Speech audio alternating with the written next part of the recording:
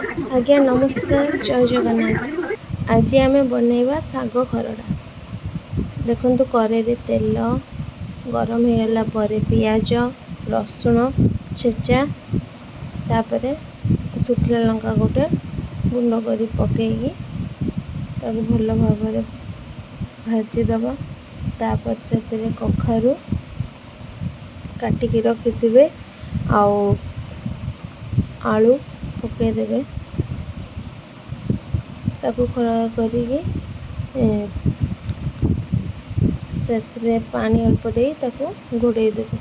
सिझीगला लुण शाग सब पकईकी आउ थे घाटी देकी पुणी घोड़े देवे। से सब मिसीगला भात रखिथे भात को देदेवे तापर घोड़े देवे। भल भाव सिझीगला से अल्प क्षीर दे फुटे देवे। फुटी सारे प्रस्तुत हो गला आमर साग खरड़ा।